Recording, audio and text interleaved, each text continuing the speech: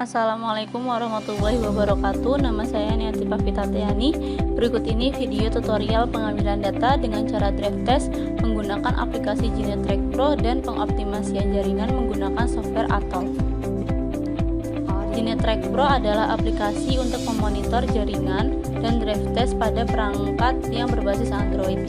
Parameter pengukuran drive test pada penelitian ini adalah RSRP, RSRQ, SINR, throughput, call rate atau dalam GeneTrack adalah voice sequence, dan data rate atau dalam GeneTrack adalah data sequence. Langkah pertama sebelum melakukan pengukuran adalah menentukan rute atau area yang akan diukur. Sebelum memulai pengukuran harus menyeting untuk data sequence dan voice sequence. Pertama, mengatur voice sequence. Caranya, klik simbol titik 3 di pojok kanan atas, lalu pilih settings dan pilih voice sequence. Hal yang harus diatur antara lain nomor yang akan dihubungi. Nomor ini adalah contoh nomor yang akan dihubungi. Lalu banyaknya panggilan selama drive test.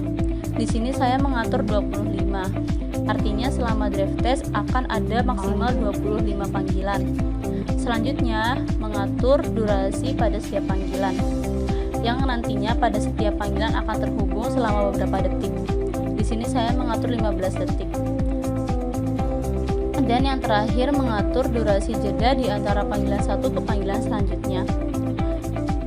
Setelah sudah mengatur voice sequence, selanjutnya mengatur data sequence. Sama seperti voice sequence, untuk penyetingan data sequence di menu settings lalu pilih data sequence. Yang harus diatur di sini pertama, mengatur URL yang untuk penguploadan dan download. Di sini saya menggunakan web test upload pada Google yaitu testmy.net pada pilihan upload dan download.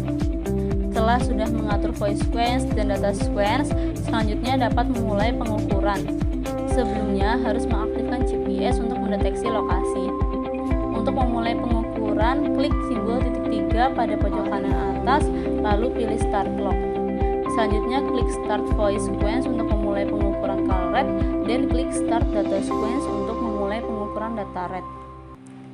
Pada saat pengambilan data dilakukan dengan berjalan pada rute drive test yang telah ditentukan. Nantinya GeneTrack akan merekam data drive test. Pada saat pengukuran voice sequence akan secara otomatis melakukan panggilan ke nomor yang telah diatur dengan rentang waktu jeda yang telah diatur juga. Pada saat melakukan panggilan akan secara otomatis berakhir dengan rentang waktu yang telah diatur. Begitu terus sampai selesai drive test dengan maksimal jumlah panggilan yang telah diatur yaitu 25 panggilan. Pada saat pengambilan data sequence, kita harus melakukan penguploadan dan download pada URL yang telah diatur. Contohnya saya menggunakan web testmy.net untuk melakukan tes upload pada tampilan web. Pilih simbol menu pada kanan pojok atas, lalu pilih upload. Lalu pilih manual test size dan pilih ukuran upload yang lumayan besar. Di sini saya memilih 100 MB. Setelah selesai tes upload, selanjutnya pilih download dengan cara sama dan memilih ukuran file yang sama. Hal ini dilakukan terus sampai selesai drive test. Pada aplikasi GeneTrack ini terdapat beberapa tab menu. Yang pertama, tab menu cell. Pada menu ini menampilkan informasi jaringan dan geografis. Selanjutnya ada menu name. Dan menu name ini menampilkan informasi tentang pengukuran neckbore cell. Di sebelah tab menu name terdapat menu map. Pada menu map ini terdapat tampilan geografis pengukuran dan basis jaringan seluler. Selanjutnya terdapat menu info. Tab info ini terdapat tabel yang berisikan informasi yang lebih lengkap. Dan yang terakhir adalah menu drive. Pada menu ini berisi tentang informasi sel utama dalam tampilan yang nyaman dengan format huruf menggunakan font besar. Setelah selesai melakukan pengukuran, maka klik simbol titik 3 pada kanan pojok atas dan pilih Unlock. Stop voice sequence untuk menyelesaikan pengambilan data call rate, dan stop data sequence untuk menyelesaikan pengambilan data rate. Nantinya hasil drive test akan secara otomatis tersimpan di log file dalam format teks dan KML.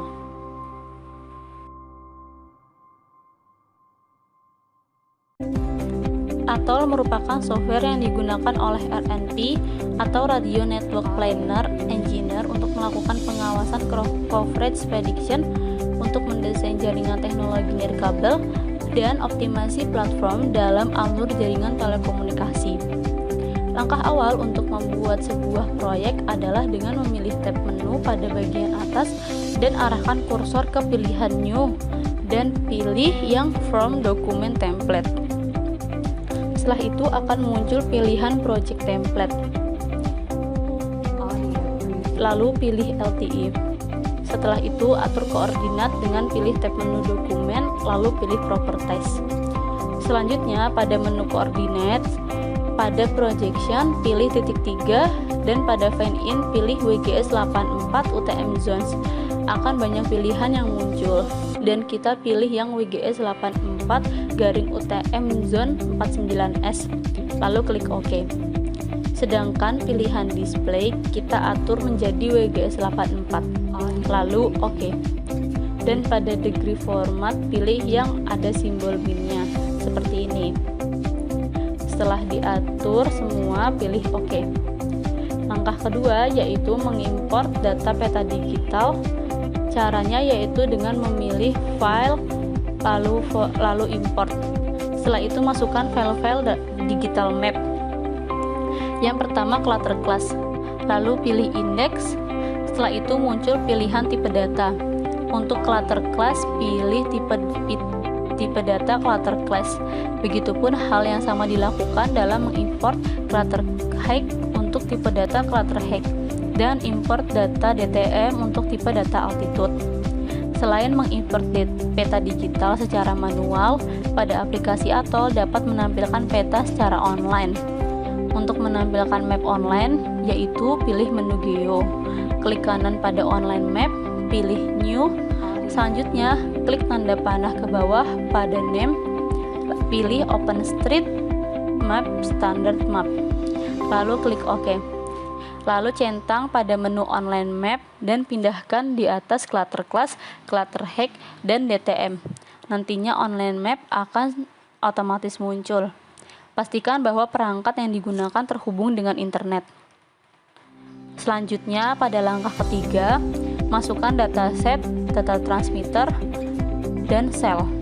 Caranya pada menu network, klik kanan pada set, pilih Open Table. Lalu masukkan informasi dataset berupa nama site, longitude dan latitude. Untuk altitude akan secara otomatis muncul. Di sini saya menggunakan data dari operator Telkomsel. Selanjutnya mengatur data transmitter pada tiap-tiap site. Dengan klik kanan pada transmitter, pilih Open Table dan masukkan informasi transmitter berupa nama transmitter pada tiap-tiap set, height, azimuth, dan mechanical downlink. Sama seperti pada dataset yang saya gunakan, data dari operator Telkomsel. Setelah dimasukkan semuanya, pilih map yang tadi. Secara otomatis akan muncul dengan tampilan seperti ini. Pastikan untuk selnya juga sudah diatur. Biasanya ketika mengisi info data transmitter, info sel juga akan secara otomatis terisi.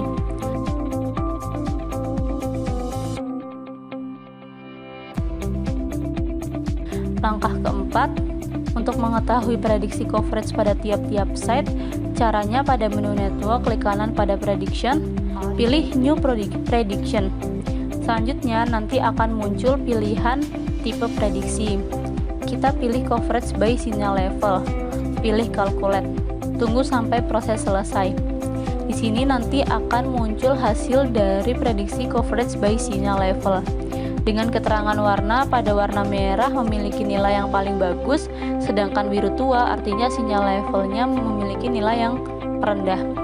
Untuk daerah yang diukur itu di sini kita kasih garis poligon dulu untuk pertanda.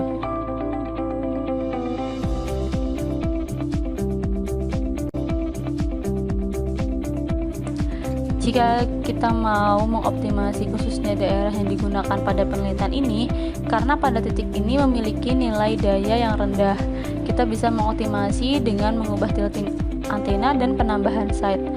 Untuk pengubahan tilting antena, kita pilih transmitter yang mengarah pada area drive test.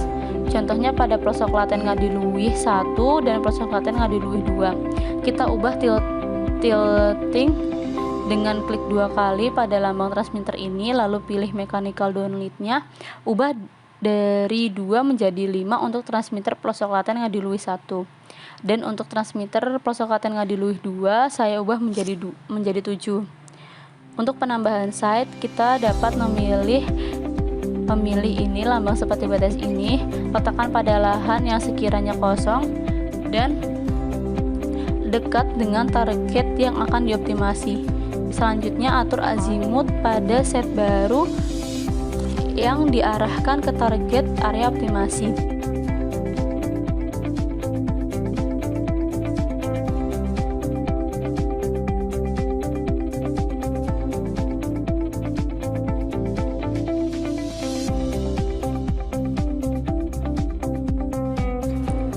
Selanjutnya, sebelum mengkalkulat dan melihat perbedaannya, kita copy dulu prediction yang tadi. Klik kanan, pilih duplicate, lalu ubah namanya agar memudahkan melihat perbedaannya. Prediction yang sebelumnya diatur diberi nama before, sedangkan yang duplicate yang tadi di copy diberi nama after. Selanjutnya dikalkulate yang after. Tunggu prosesnya sampai selesai. Nah, setelah itu untuk melihat perubahan, arahkan kursor ke daerah yang mengalami perubahan. Nantinya akan muncul keterangan seperti ini. Adanya perubahan nilai coverage sinyal level pada after dan before-nya. Nah, pada langkah kelima, untuk pengoptimasian RSRP, RSRQ, dan SINR dapat menggunakan fitur ACP atau Automatic Cell Planning. Caranya beri sambungan pada antar transmitter dengan klik menu network, pilih kanan pada transmitter, pilih network, pilih intra teknologi, lalu pilih automatic allocation. Selanjutnya pilih calculate dan tunggu sampai prosesnya selesai. Lalu pilih commit. Selanjutnya kita mengatur AFP. Pada menu network, pilih transmitter dan pilih AFP. Lalu pilih automatic allocation. Setelah itu pilih start. Lalu commit. Setelah naik board dan AFP sudah, lanjut pengoptimasian menggunakan ACP atau Automatic Cell Planning. Caranya pada menu network, klik kanan pada ACP, pilih new. Setelah itu akan muncul properties yang perlu diatur. Karena pada penelitian ini menganalisa RSRP, RSRQ, dan SINR, maka pada menu Objectives di sini ditambahkan SINR. Klik kanan di sini, lalu pilih LTI RSINR. Selanjutnya kita mengatur untuk tiap-tiap parameter. Yang pertama untuk RSRP, untuk presentasi target coverage-nya saya mengatur jadi 90%. Dan untuk threshold-nya saya ubah menjadi minus 120. Pada parameter RSRQ, untuk presentasi target coverage-nya saya atur menjadi 90% juga, dan untuk threshold-nya menjadi minus 20. Dan pada parameter SINR untuk presentasi target coverage-nya saya atur menjadi 90%, dan threshold-nya menjadi minus 10. Setelah sudah, kita run dan tunggu sampai prosesnya selesai. Setelah prosesnya selesai, untuk melihat hasilnya pilih tanda panah ke bawah pada menu ACP, lalu pilih setup dan klik 2 pada optimization. Lalu muncul hasil dari optimasi. Pada menu statistik, di sana terdapat informasi besar perubahan presentasi yang kita targetkan dengan hasil optimasi. Selanjutnya, pada menu sektor terdapat informasi perubahan yang terjadi pada sektor yang ditandai dengan warna hijau. Selanjutnya, pada menu quality, pada menu ini menampilkan informasi perubahan kualitas pada tiap-tiap parameter, dan untuk menu change detail untuk melihat detail perubahan pada saat pengoptimasian.